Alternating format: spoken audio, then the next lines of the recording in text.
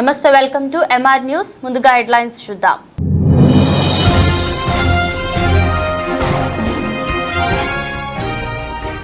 నంద్యాల ప్రభుత్వ ఆసుపత్రిలో ఓపీ ప్రక్రియను ఆన్లైన్లో పెట్టడం రోగులకు శాపంగా మారింది.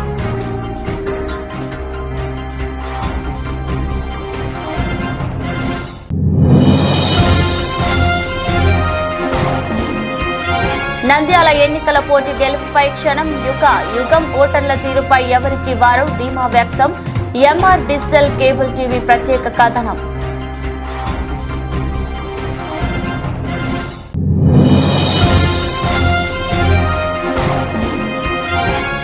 పది సప్లిమెంటరీ పరీక్షలకు విద్యార్థుల గైర్హాజరు.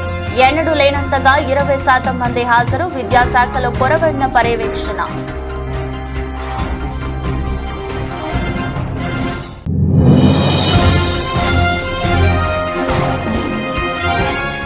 నంద్యాల పారిశుద్ధ్య పనులు, పైప్ లైన్ పనులను పరిశీలించిన కమిషనర్ సచివాలయ సిబ్బంది.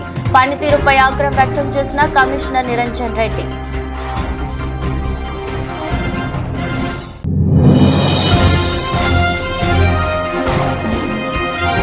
పింఛన్ కష్టాలు తీరేనా? వచ్చే నెల 1న ఇంటికొచ్చేనా? లబ్ధిదారుల్లో మొదలైన టెన్షన్. బ్యాంకు ఖాతాలో జమ చేస్తాం. శ్రీధర్ రెడ్డి వెల్లడి.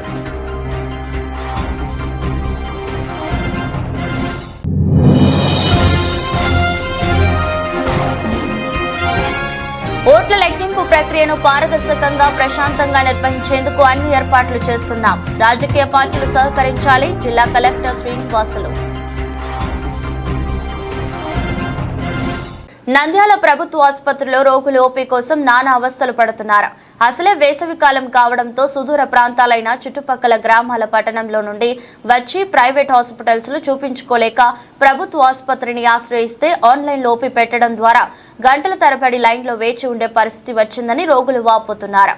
ఆన్లైన్ ఓపీ ఉండడం వలన ఎదురు చూపులు తప్పడం లేదని, బస్సులు, ఆటోలలో హాస్పిటల్ రావడానికి డబ్బులు పెట్టి వస్తున్నా ఇక్కడ మాత్రం ఇబ్బందులు పడుతూ సమయానికి వచ్చి ఓపీ రాయించుకున్న వృద్ధులు, వికలాంగులు గంటల తరబడి లైన్లో వేచి చూడటం వల్ల ఉన్న రోగం సంగతి దేవుడెరుగు, కొత్త రోగం వచ్చేలా ఉందని అసహనం వ్యక్తం చేస్తున్నారు.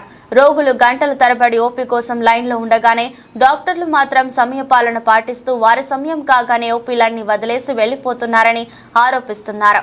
ఇప్పటికైనా అధికారులు స్పందించి ఓట్ల కష్టాలు లేకుండా చేయాలని, స్త్రీలను 2 కౌంటర్లు, పురుషులకు 2 కౌంటర్లు ఏర్పాటు చేసి ప్రజలకు వైద్య సేవలు అందేలాగా చేయాలని ఆవేదన వ్యక్తం చేస్తున్నారు.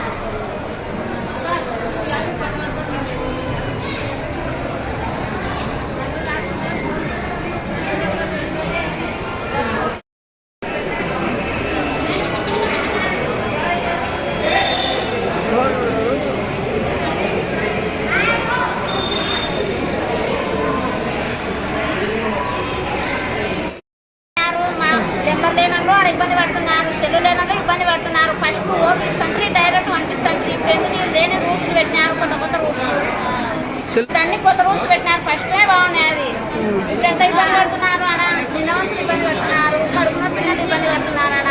ఎంతమంది ఆడ చూసుకోవాలి బాగా. ఎన్నేళ్ళు వచ్చారమ్మా మీరు? మీరు ఎన్నేళ్ళు వచ్చారు? అంటే మేము 8కి వచ్చినాము, ఇంకా పని కాలే ఆడ. ఆడ ఏదేదో మంది పెద్దలకు చాలా ఇబ్బంది పడుతున్నారు. రెండు కొత్త రూల్స్ పెడుతున్నారు. లేడీస్కు ఒక కౌంటరు, జెంట్స్కి ఒక కౌంటరు. డిస్టిక్ అయింది కాబట్టి డబల్ పెడితే బాగుంటుంది మా ఆలోచన సార్. ఇప్పుడు రికమెండేషన్ మీద వచ్చి పడపడ తీసుకొని పోతున్నారు.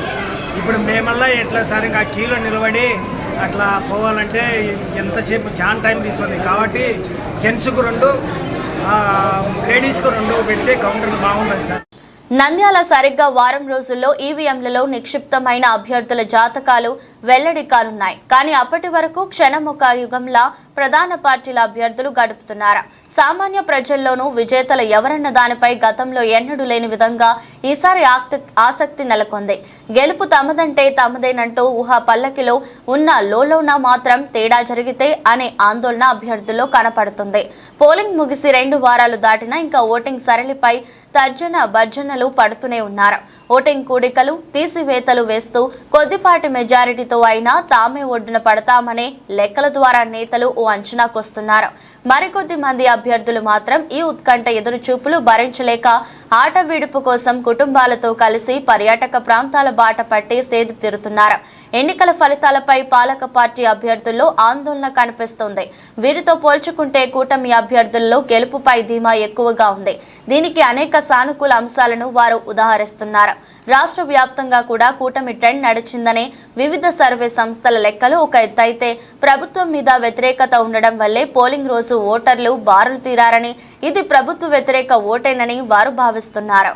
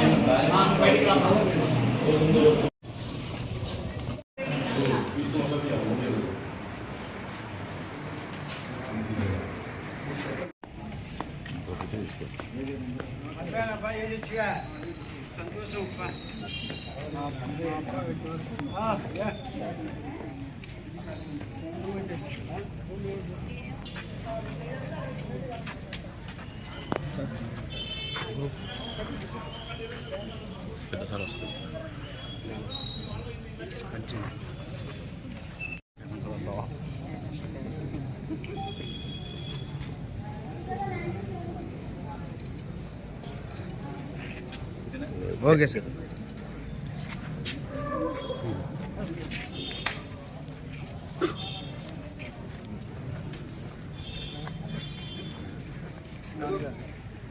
రేషన్ కార్డు ఉందా జరగదు.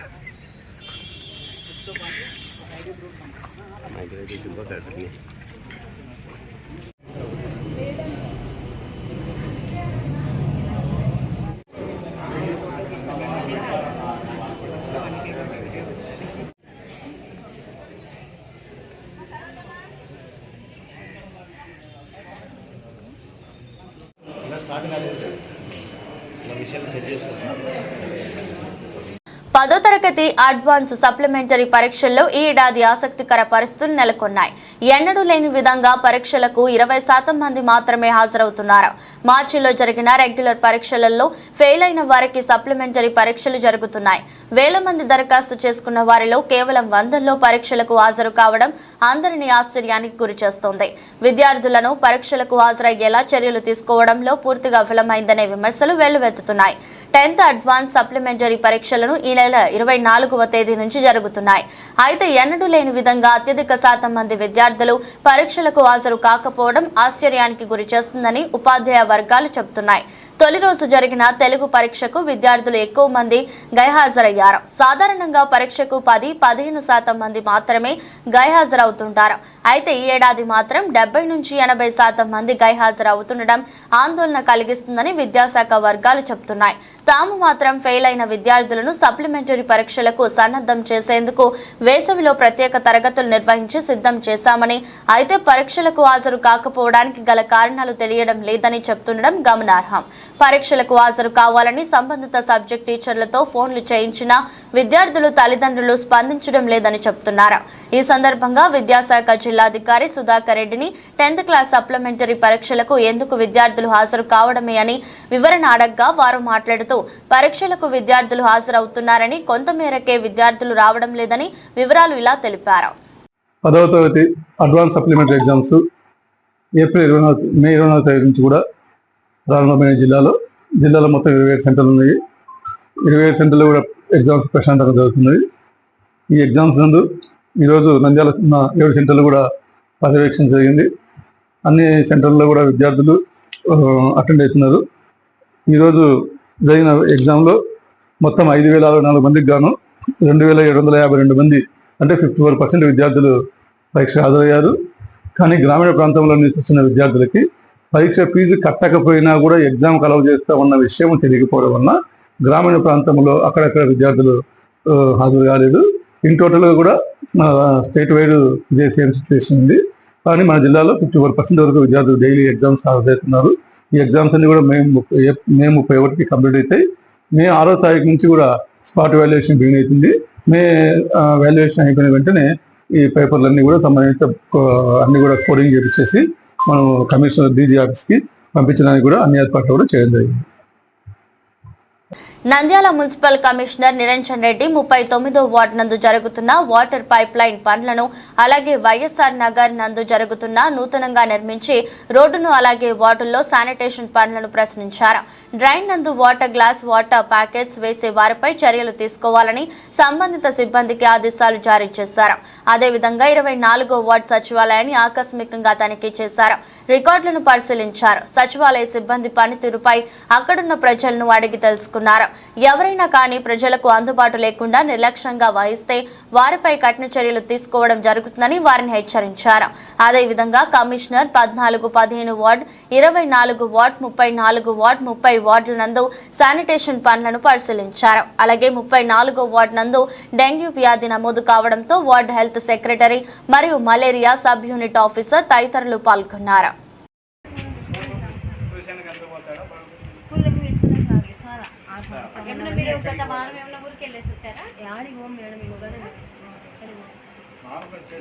డ్రమ్ములలో నీరు నింపుకుంటారు సార్.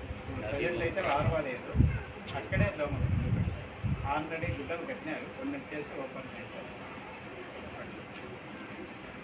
సరే అమ్మా, బరువు పిల్లలు ఎత్తుకొని సరే మీరు వెళ్ళండి. ఎట్లా సార్ 5 గంటలకే పోమ్మా, ఇంకా పోవచ్చు లోపల ఫ్యాన్ వేసుకొని ఐఎస్ఎస్ ఇండోర్ స్పేస్ 1:9. ఒక భాగం పైరిత్రం అయితే 19 భాగాలు ఇళ్ళల్లో. పైరిత్రం అంటే గొడవలు కొట్టేది కదా. ఇంకా మీరు గోడలు కొట్టేది కాదు సార్, ఇంటిలో కొట్టేది. ఇంట్లో లోపల ఇంటి లోపల కొట్టేది. ఇండోర్ స్పేస్ పైరిత్రము, పైరోసియం ఈ రెండింటికి ఏం తేడా? మాకు పైరోసిన్ సప్లై చేస్తాం. అంటే మలేరియా డిపార్ట్మెంట్ రెండు మలేరియా డిపార్ట్మెంట్ వాళ్ళే వాడతారు. పైరోసిన్ వాడతాం. పైరిత్రము మామూలుగా వచ్చేసి ఇది సైక్లోక్రిమ్ వాడతాం. హాగింగ్కు సైక్లోక్రిమ్ వాడతాము. అలా దాని టెక్నికల్ వాడతాం. మన వాళ్ళకు నిన్న కూడా అలా దాని టెక్నికల్ సైక్లోక్రిమ్ అది లీటర్ బాటిళ్ళల్లో సప్లై చేస్తాం. సైక్లోక్రిమ్ ఇంతకుముందు 1 లీటరు డీజిల్కి వచ్చేసి 20 ml ఉన్నాయి. ఇప్పుడు 1 లీటర్ డీజిల్కి 140 ml చేశారు. హాగింగ్ అంటే దానికి గవర్నమెంట్ చావలేదు, అలవాటు అయిపోయిన ఐటమ్ చేసినంత 10 మనకు ఈ కేసు కాకుండా ఇంకేమన్నా మన నంద్యాలే కాకుండా బయటికి ఏమన్నా రిపోర్ట్ అయినాయి అక్కడ అయినాయి. ఈ కేసు డెంగ్యూ కేసులు అయినాయి సార్. ఇప్పుడు కాలే, ఇప్పుడు నిన్న అంటే మనకు వచ్చేసి టోటల్గా జనవరిలో 2 కేసులు వచ్చినాయి సార్. 2లో మనది ఒకటి, అంటే అర్బన్ పేట ప్రాంతం అంటే గడిబియంలో. మళ్ళా ఫిబ్రవరిలో ఏం కాలేదు. మార్చిలో వచ్చేసి 7 కేసులు. 7లో మన టోటల్గా ఇప్పటి వరకు వచ్చేసి మన 3 కేసులు. దీంతో 4 కేసులు. తర్వాత వచ్చేసి పేటి ప్రాంతం అంటే నంద్యాల సబ్ యూనిట్ వరకు అంటే నాకు 7 మండలాలు మన టౌన్. పాపులేషన్ ఎక్కువ ఉండేది నాకు పక్కనికే 5 లక్షల చిల్లర. మున్సిపాలిటీ ప్లస్ పక్కన 7 మండలాలు 2 తీసుకుంటాం. ఆలగడ్డ ఇట తిరువేల మండలం వస్తుంది, గోస్పాడు, పాణ్యం మండలము, గడివేమ మండలము, బండాలపూర్, మానంగి, మన నంద్యాల అన్నీ తిరుగుతుంది.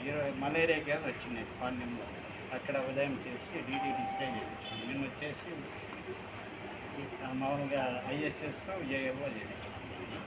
ఈరోజు ఇంట్లోనే ఐఎస్ఎస్ మామూలుగా మలేరియా వస్తే డీటీటీ కూడా చేయాల్సి వస్తుంది. ఇక్కడ డెంగ్యూకి అయితే డీటీటీ వస్తాం, మా షర్లో చేయాలి డీటీటీ. అది కాబట్టి ఈరోజు నిన్న పోయినా ఈరోజు పోయినా పాణ్యాన్ని.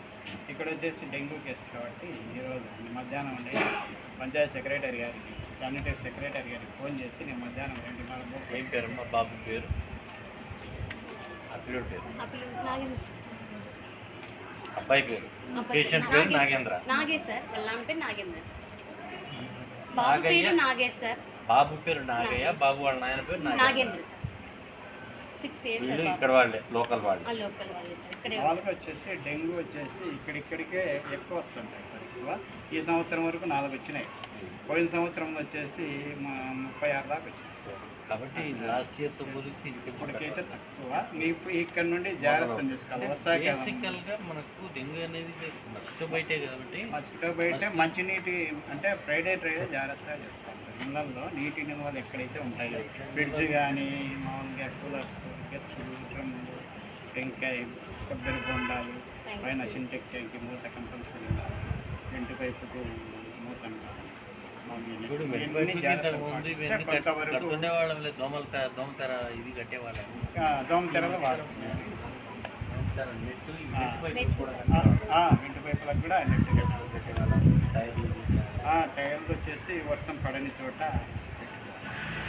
ఏదైనా ఇన్ఫర్మేషన్ ఉంటే కొంచెం పంపిస్తాను సార్. నేను మీకు కూడా వెనకబడి ఇమీడియట్గా. నంద్యాల ఎన్నికలు ముగిశాయి. వచ్చే నెల 4వ తేదీన కౌంటింగ్ జరుగుతుంది. 6వ తేదీ వరకు ఎన్నికల కోడ్ అమల్లో ఉంటుంది. ఈ నేపథ్యంలో జూన్ నెల పింఛన్ల పంపిణీపై ఇప్పటి నుంచే చర్చ మొదలైంది. వాలంటీర్ల సేవలకు ఎన్నికల కమిషన్ అనుమతిస్తుందా? గత నెల మాదిరి బ్యాంకు ఖాతాల్లోనే నగదు జమ చేస్తుందా, లేక సచివాలయానికి రప్పించి ఇస్తుందా అనే అంశాలపై పింఛనార్థుల్లో టెన్షన్ నెలకొంది. అయితే ఇప్పటి వరకు ప్రభుత్వం నుంచి ఎటువంటి ప్రకటన వెలువడలేదు. ఎన్నికల కోడ్ అమల్లోకి రాకముందు ప్రభుత్వం వాలంటీర్లతో ఇంటింటికి పింఛన్లను పంపిణీ చేయించింది. ఎన్నికల కోడ్ అమల్లోకి రావడంతో ఈసీ ఆదేశాలతో 2 నెలలుగా వాలంటీర్లతో పంపిణీ నిలిపివేయించింది. దివ్యాంగులు, మంచం దిగలేని స్థితిలో ఉన్న వారికి మాత్రమే సచివాలయ సిబ్బంది అందిస్తూ ఉన్నారు. మొదటి నెలలో సచివాలయానికి రప్పించి ఇవ్వగా వృద్ధులు ఎండలకు నానా ఇబ్బందులు పడ్డారు. మే నెలలో లబ్ధిదారుల ఖాతాల్లో జమ చేశారు. చాలా మందికి 10వ తేదీ వరకు జమ కాలేదు. కొందరికి ఆధార్తో బ్యాంక్ అకౌంట్ లింక్ కాకపోవడం, మరికొందరికి 2-3 అకౌంట్లు ఉండటంతో ఏ ఖాతాల్లో పడిందో తెలియని స్థితి. సొమ్ము కోసం బ్యాంకుల వద్ద పడిగాపులు కాశారు. బ్యాంక్ ఖాతాలపై సరైన అవగాహన లేకపోవడంతో పింఛన్ సొమ్ము జమ అయ్యిందో లేదో తెలుసుకోవడానికి నానా కష్టాలు పడ్డారు. ఈ సందర్భంగా project director DRDA Sridhar Reddy మాట్లాడుతూ ఎన్నికల కోడ్ అమల్లో ఉండడం, అదేవిధంగా 4వ తేదీ కౌంటింగ్ ఉన్న సందర్భంగా పింఛన్దారులకు యథావిధిగా వారి ఖాతాలో జమ చేయడం జరుగుతుందని, వికలాంగులకు, వృద్ధులకు ఇంటి వద్దకు సచివాలయ సిబ్బంది ఇవ్వడం జరుగుతుందని, ఎవరు కూడా ఆందోళన చెందాల్సిన అవసరం లేదని, మీ ఖాతాలో పింఛన్ డబ్బులు జమ చేయడం జరుగుతుందని తెలిపారు. ఏకీపీ తరఫున ఆంధ్రప్రదేశ్ రాష్ట్ర ప్రభుత్వము ఈ పెన్షన్ కానుక అనేది ప్రతి నెల కూడా మనము అందించడం జరుగుతూ ఉంది. మరి ప్రభుత్వ ఆదేశాల ప్రకారము ఏప్రిల్, మే, జూన్ నెలలో ఇది 1-2 మార్గాల ద్వారా మనకు పంపిణీ చేయాలని ఆదేశాలు ఇవ్వడం జరిగింది. ఒకటి డోర్ డెలివరీ, అంటే ఎవరైతే వృద్ధులు, అదేవిధంగా అసలు మంచంలో పడి లేవలేకుండా ఉన్నారో, పెరాలసిస్ పేషెంట్స్, ఇటువంటి వాళ్ళందరికీ కూడా ఇంటికే వెళ్లి పెన్షన్ ఇవ్వడం జరుగుతుంది. అదేవిధంగా ఎవరికైతే బ్యాంకు ఖాతాలకు వాళ్ళకు లింక్ అయి ఉన్నాయో వారందరికీ కూడా బ్యాంకులకు ఈ పెన్షన్ అనేది జమ చేయడం జరుగుతుంది. ఈ 2 విధాల మార్గాల ద్వారా ఏప్రిల్, మే, జూన్ నెలల్లో పెన్షన్ పంపిణీ చేయాలని ఆదేశం చేయడం జరిగింది. మరి ఏప్రిల్ నెలలోనూ, మే నెలలోనూ ఆ విధంగా పెన్షన్ పంపించడం జరిగింది. మరి ఇప్పుడు ఈ జూన్ నెలలో కూడా ఈ 2 విధానాల ద్వారానే ఈ పెన్షన్ పంపిణీ చేయడం జరుగుతుంది. మరి నంద్యాల జిల్లాకి మరి మే నెలలో చూసుకుంటే 2,22,938 పెన్షన్లు శాంక్షన్ కావడం జరిగింది. దగ్గర 66.34 కోట్లు మనకు మంజూరు కావడం జరిగింది. మరి ఇవన్నీ కూడా పోయిన నెలలో ఎటువంటి ఇబ్బంది లేకోకుండా పెన్షన్స్ అనేవి సుజావుగా ఇంటి దగ్గరికి అదే విధంగా బ్యాంక్ ఖాతాలకు కూడా పంపిణీ చేయడం జరిగింది. మరి అదే విధంగా ఈ నెల కూడా వచ్చే నెల నుంచి కూడా అంటే మనకు జూన్ లో 1వ తేదీ నుంచి కూడా పెన్షన్ పంపిణీ కార్యక్రమం చేపట్టడం జరుగుతుంది. మరి దానిపైన ప్రభుత్వం నుంచి ఆదేశాలు బహుశా 1-2 రోజుల్లో రావడం జరుగుతుంది. దానికి సంబంధించిన వివరాలన్నీ కూడా మాకు 30-31 తేదీ లోపల పంపించడం జరుగుతుంది. ఆ విధంగానే మేము పెన్షన్స్ పంపిణీ కార్యక్రమం జూన్ లో కూడా 1వ తేదీ నుంచి కూడా చేపట్టడం జరుగుతుంది. మరి తదుపరి ప్రభుత్వ ఆదేశాలు ఏమన్నా ఉంటే దీనిపైన సంబంధించి వాటిని కూడా ప్రజలకు తెలియజేయడం జరుగుతుంది. ఈ పెన్షన్ పంపిణీ కార్యక్రమం కూడా 1వ తేదీ నుంచి 5వ తేదీ వరకు కూడా సుజావుగా కొనసాగించడానికి మేము అందరు ఎంపీడీఓలతో కూడా కోఆర్డినేట్ చేసుకుంటూ ఈ కార్యక్రమాన్ని సుజావుగా తీసుకెళ్లడానికి డిఆర్డీవైకేపీ తరఫున మేము సర్వ ప్రయత్నాలు చేయడం జరుగుతోంది. మరి నేను శ్రీధర్ రెడ్డి PDDRDగా ఈ విషయాలన్నీ కూడా మీ అందరికీ కూడా తెలియజేయడం జరుగుతూ ఉంది. నంద్యాల సార్వత్రిక ఎన్నికలు 2024 ఓట్ల లెక్కింపు ప్రక్రియను పారదర్శకంగా పటిష్టంగా నిర్వహించేందుకు అన్ని ఏర్పాట్లు చేస్తున్నామని జిల్లా ఎన్నికల అధికారి కలెక్టర్ డాక్టర్ కె శ్రీనివాసులు తెలిపారు. కలెక్టరేట్లోని ఆయన ఛాంబర్లో జిల్లా SP K Raghuveera Reddy, joint collector T Rahul Kumar రెడ్డిలతో కలిసి కౌంటింగ్ నిర్వహణకు సంబంధించి చేస్తున్న ఏర్పాట్లపై రాజకీయ పార్టీల ప్రతినిధులతో సమావేశం నిర్వహించారు. ఈ సందర్భంగా జిల్లా ఎన్నికల అధికారి కలెక్టర్ డాక్టర్ కె శ్రీనివాసులు మాట్లాడుతూ నంద్యాల పట్టణ శివారు ప్రాంతంలోని ఆర్జీఎం ఇంజనీరింగ్ కళాశాలలో ఎన్నికల కమిషన్ నియమ నిబంధనల మేరకు ప్రశాంత వాతావరణంలో ఓట్ల లెక్కింపు ప్రక్రియను నిర్వహించేందుకు పకడ్బందీ ఏర్పాట్లు చేస్తున్నామని, రాజకీయ పార్టీల ప్రతినిధులు కూడా కౌంటింగ్ ప్రక్రియ సజావుగా జరిగేందుకు సహకరించాలని కోరారు. జిల్లాలో 6 నియోజకవర్గాలకు సంబంధించి అసెంబ్లీ, పార్లమెంటుకు విడివిడిగా కౌంటింగ్ నిర్వహిస్తామని, ప్రతి నియోజకవర్గానికి 14 టేబుల్స్ ఏర్పాటు చేయడం జరిగిందని తెలిపారు. వచ్చే నెల 4న ఉదయం 8 గంటలకు పోస్టల్ బ్యాలెట్లు, అరగంట అనంతరం ఈవీఎంల కౌంటింగ్ ప్రక్రియ ప్రారంభమవుతుందని కలెక్టర్ తెలిపారు. రాజకీయ పార్టీల ప్రతినిధులు వారి ఏజెంట్ల నియామకంను త్వరితగతిన పూర్తి చేసుకోవాలని కలెక్టర్ సూచించారు. ఎక్కువ మంది అభ్యర్థులు పోటీలో ఉన్న సందర్భంగా ప్రాధాన్యత క్రమంలో ఎన్నికల కమిషన్ తాజా నిబంధనల మేరకు గుర్తింపు పొందిన జాతీయ పార్టీల అభ్యర్థులకు కౌంటింగ్ కేంద్రంలో అనుమతించడం జరుగుతుందని తెలిపారు.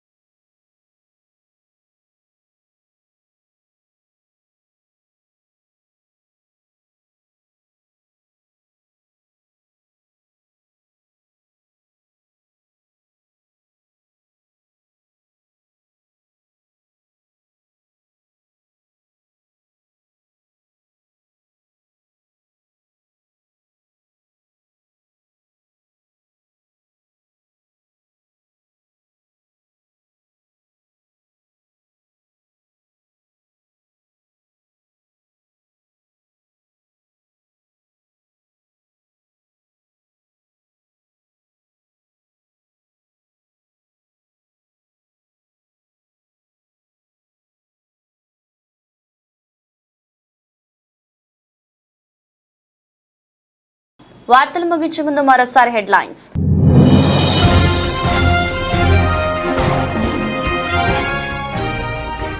నంద్యాల ప్రభుత్వ ఆసుపత్రిలో ఓపీ ప్రక్రియను ఆన్లైన్లో పెట్టడం రోగులకు శాపంగా మారింది.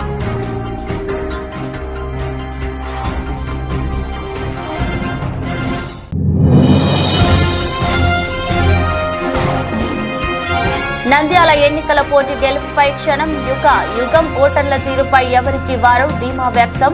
ఎంఆర్ డిజిటల్ కేబుల్ టీవీ ప్రత్యేక కథనం.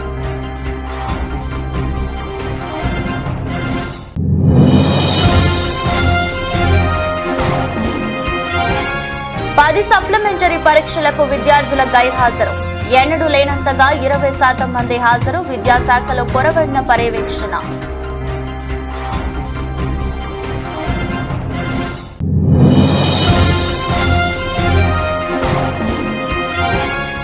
నంద్యాల పారిశుద్ధ్య పనులు, పైప్ లైన్ పనులను పరిశీలించిన కమిషనర్ సచివాలయ సిబ్బంది. పనితీరుపై ఆగ్రహం వ్యక్తం చేసిన కమిషనర్ నిరంజన్ రెడ్డి.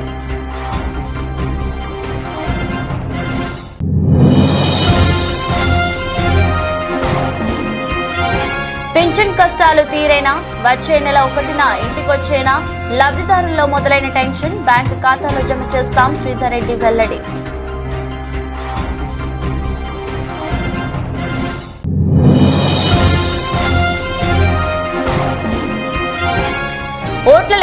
ప్రక్రియను పారదర్శకంగా ప్రశాంతంగా నిర్వహించేందుకు అన్ని ఏర్పాట్లు చేస్తున్నాం. రాజకీయ పార్టీలు సహకరించాలి. జిల్లా కలెక్టర్ శ్రీనివాసులు.